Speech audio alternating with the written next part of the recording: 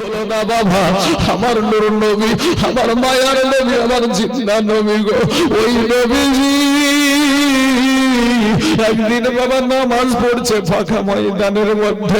তো ফাঁকা ময়দানে যখন নামাজ পড়ছে, গাছের আড়াল থেকে বাবা ওই কাফের বেদিন আবু জাহিল আমার এতিম নবীকে গো, আমার নবীজির মা ছিল না, বাবা ছিল না রে বাবা, ওই নূর নবীকে ওই কাফের বাবা আবু জেহেল একটা পাথর উঁচা করে আপনার যখন মেরে দিল, নবী আমার নামাজ পড়েছে, সেজদায় গিয়েছে বাবা, সেজদা থেকে যেমন উঠতে যাবে কিরে বাবা, আর এই পাথরটা এসে আমার নবীজির কপাল মুবারকে লেগে গেল। এরা আমার গালে মারা যায় না, আজ আমার নবীর জন্য আমাদের চোখে পানি আসে না। একটু ভেবে নেন, গুনায় গুনায় আমাদের কালটা পাথর হয়ে গেছে।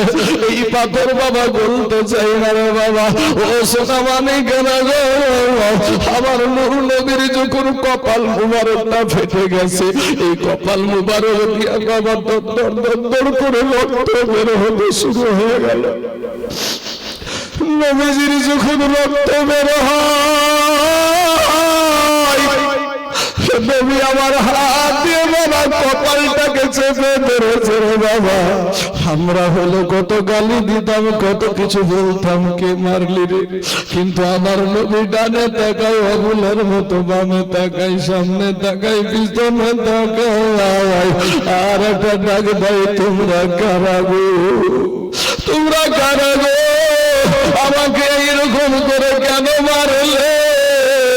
আমি তো কারো কোনো অন্যায় করি না, আমি কারো কোনোদিন অপরাধ করিনি, আমি কারো কোনোদিন আমানতের খিয়ানত করি না, কেন আমাকে তোমরা মারলে? নবী আমার নজর করে দেখছে, দূরে দাঁড়িয়ে বাবা কাফের বেদিন আবু জাহিল খিলখিল করে হাসছে বাবা। আমার নবীজি বলে, চাচা আপনি তো জানেন আমার মা নাই, আমার বাবা নাই, চাচা গো আপনি তো জানেন আমার মা নাই, আমার বাবা নাই, এরপরে আপনি আমাকে এইভাবে মারলেন। কাফের দিলে কোনো দয়া ছিল না, মায়া ছিল না রে বাবা।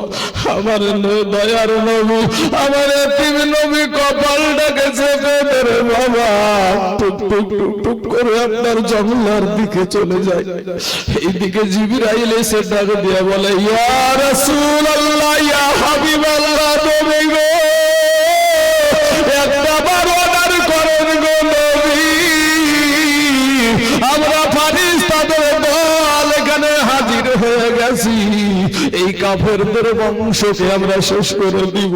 আমার দয়ার নবীর কত সুন্দর আদর্শ গো,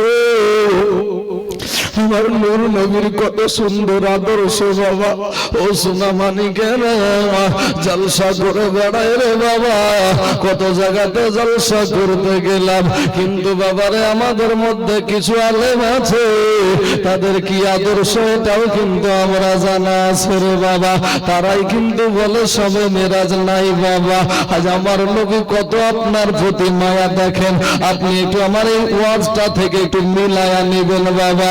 এইরকম ওয়াজ মুসলমান, এইরকম ওয়াজ দেওয়ার কারণে হলো আমার নবী আপনাদের জন্য কতটা কষ্ট করেছে।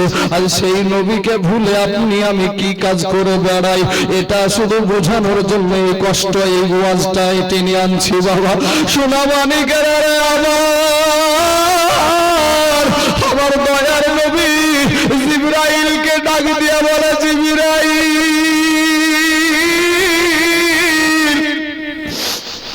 ওরে জিবরাইল, আমার উম্মতকে শেষ করে দিও না, আমি তাদের ধ্বংস করতে আসি নাই রে জিবরাইল, আমি নবী, আমি এসেছি তাদেরকে ওই জাহান্নামের পথ থেকে ফিরাইয়া আমি জান্নাতের পথে নিতে চাই। জোরে বলেন সুবহানাল্লাহ।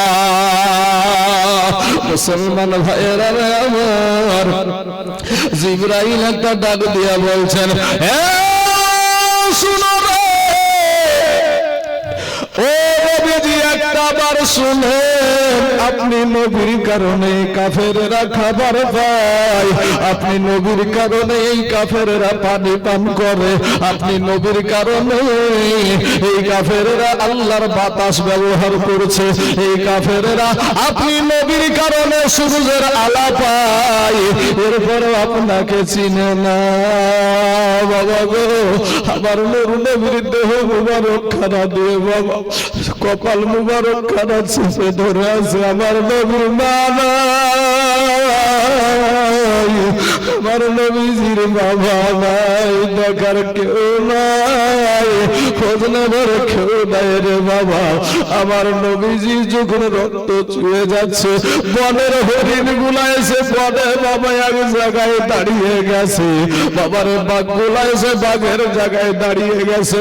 নবী আমার নজর করে দেখে গে, বনের হরিণের চোখ দিয়ে ঝরনয়নে পানি ঝরে, বাঘের চোখ দিয়ে ঝরনয়নে পানি ঝরে, ওপর দিকে তাকায়া দেখে নবী গাছের গাছের ডালে ডালে পাখি এসে বাবা নবীর জন্য চোখের পানি ফেলে। এটা ডাক দিয়া বলে, জিবরাইল আমার জন্য একটা পশুর মায়া লাগছে রে জিবরাইল। ওরে জিবরাইল, তোমাদের ফেরেশতাদের মায়া লাগছে, পশু পাখির মায়া লাগছে। জিবরাইল রে, আমার আল্লাহর কি মায়া লাগে না? আমার আল্লাহর কি মায়া লাগে নাই? এই কথা যখন বললো, সাথে সাথে জিবরাইল আল্লাহকে ডাক দিয়া বলে, আল্লাহ আপনার বন্ধুর এই অবস্থা, আপনার কি মায়া লাগে না? আমার আল্লাহ ডাক দিয়া বলে, জিবরাইল রে, আমার নবীকে, আমার দোস্তকে, আমার হাবিবকে বল, আমার দোস্ত যদি চাই আমি এখন গিয়ে আরম্ভ করে দিব, আমি এখন সব ধ্বংস করে দেব। বাবা রে, জিবরাইল এসে বলেন, আমি গো ইয়া রাসূলুল্লাহ, ইয়া হাবিবাল্লাহ, আল্লাহর মায়া লাগছে গো। নবী বলছেন, ওরে জিবরাইল, আল্লাহকে গিয়ে বল, আমার এই রক্তের বিনিময়ে আমার গুনাহগার উম্মতদেরকে তিনি ক্ষমা করবে না নাকি? দেখেন বাবা, আমার নবীজির চোখ কপাল মুবারক দিয়ে যখন রক্ত ঝরে, নিজের কথা বলে না গো, আমাদের জন্য আল্লাহর কাছে বলে, আল্লাহকে বলছে জিবরাইল গিয়ে বলবে আল্লাহকে, আমার এই রক্তের বিনিময়ে আমার আল্লাহ আমার উম্মতকে জামিন দিবে কিনা জিজ্ঞাসা কর। আমার ভাই জানে না, আমার আব্বা জানে না গো, মাস্তানি করিও না রে যুবক, যৌবনের বাহাদুরি দেখায় না রে বাবা।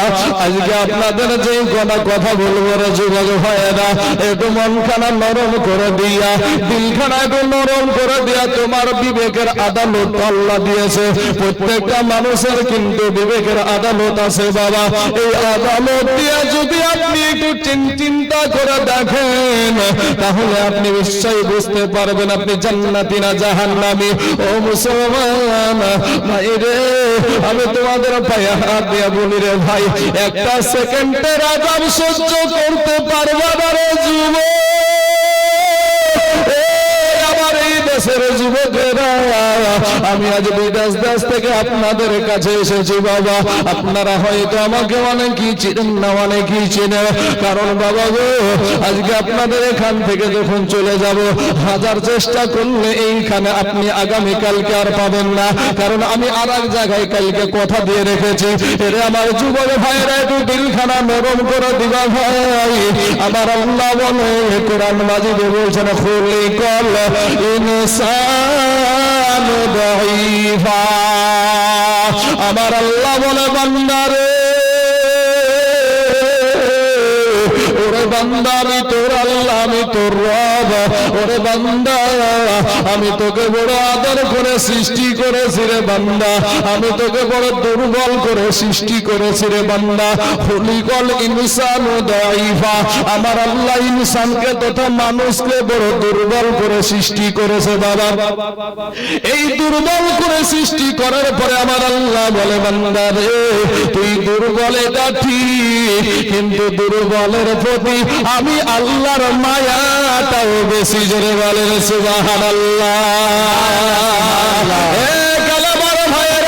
মুসলমান ভাইরা গো, আমার পর্দার আড়ালের মা খালারা ফিরে আসেন গো ভাই।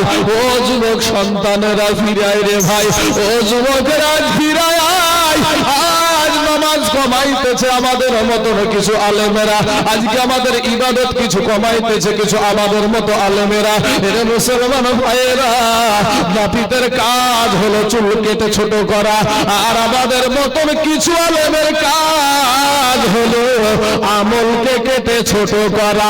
আজ শবে মেরাজ নাই, আজকের এই যে বিষয়টা, আজকের যে শবে মেরাজ উপলক্ষে এই যে এই বিষয়টাকে বলে শবে মেরাজ নাই, শবে বেরাত নাই, কবর জিয়ারত করা যাবে না, আপনার মাজার জিয়ারত করা যাবে না, আল্লাহর ওলিদের কাছে যাওয়া যাবে না, নাই নাই নাই, শুধু নাই করে যাবে।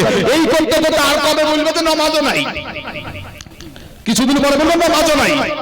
ভাই শোনা আমার কালেমার ভাইয়েরা, আমার আল্লাহ বলে বান্দা আমি তোকে বড় আদর করে সৃষ্টি করেছি, তুই দুর্বল, আর দুর্বলের প্রতি আমার মায়াটা বেশি।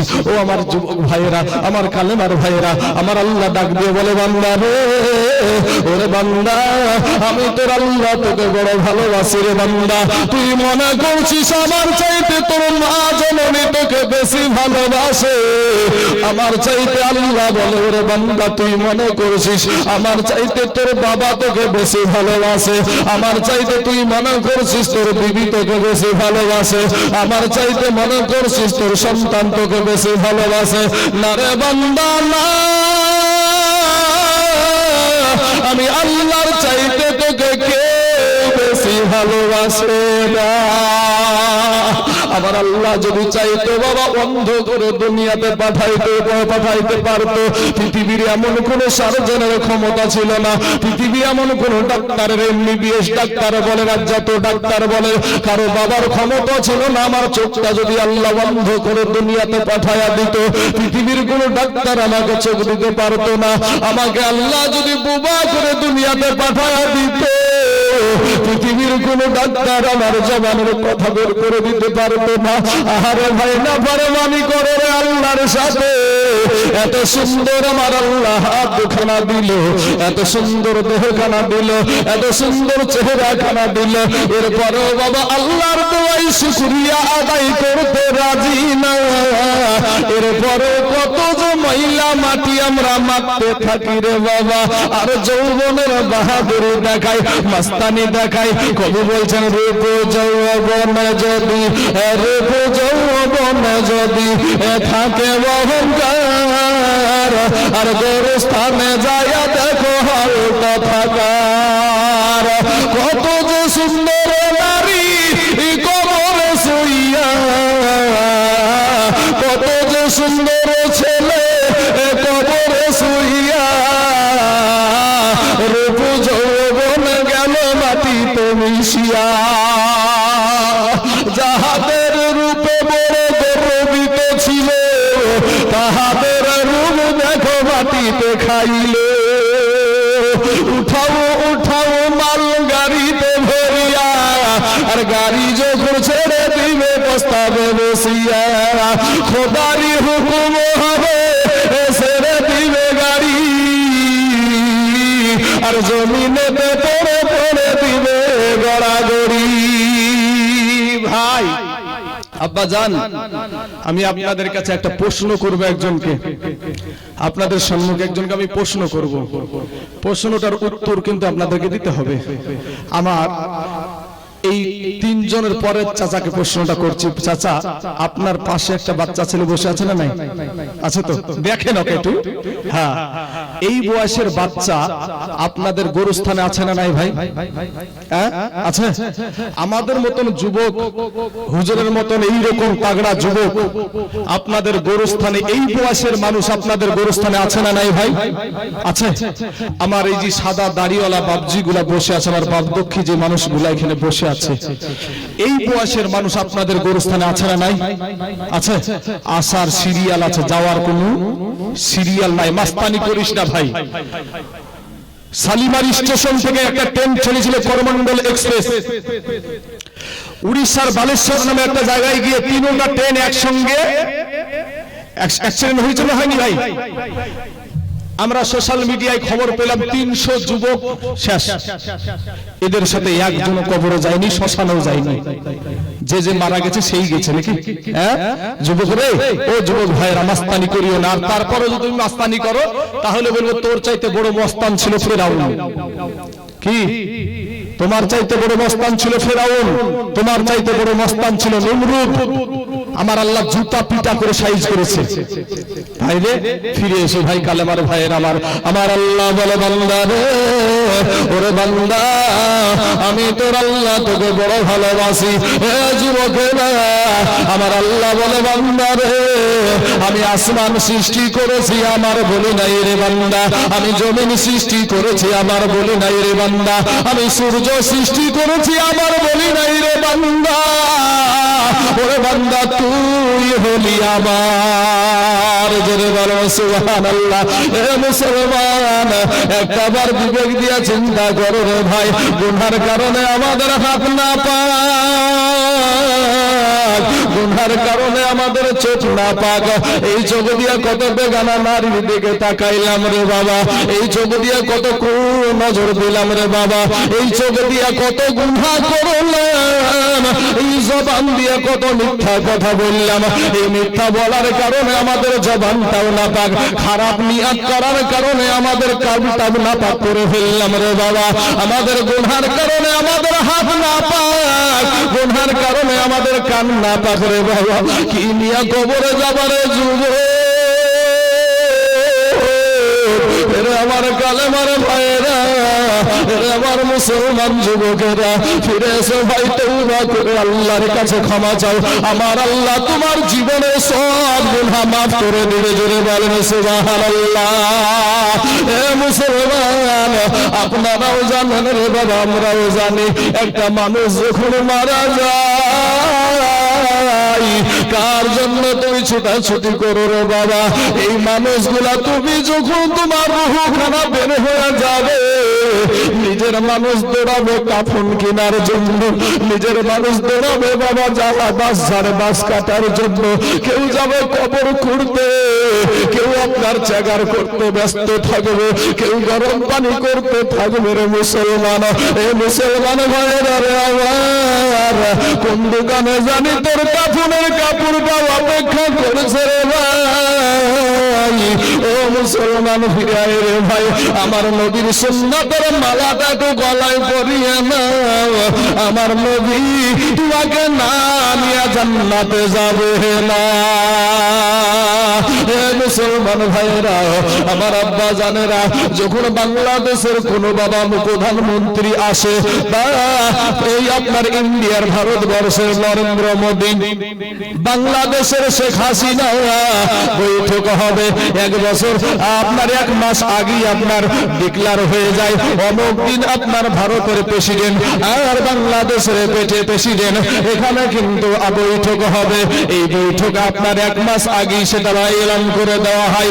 এই এলান করে দেওয়ার পরে মুসলমান, যেদিন বৈঠক হয়, এর দিক থেকে বাবা হয় যায় 50 জন, ওর দিক থেকে আসে 80 জন। আসার পরে সবাই চতুর্দিকে পিস্তল নিয়ে কত কিছু নিয়ে আপনার দাঁড়িয়ে থাকে।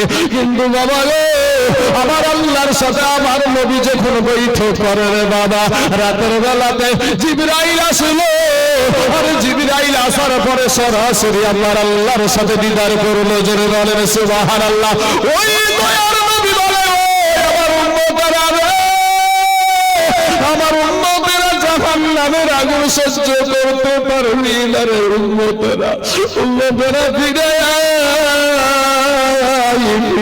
আয় এ বাবা গো 1400 বছর আগে আমার দয়ার নবী আমাদের জন্য চোখের পানি ফেলা আছে একটা ঘটনার নাম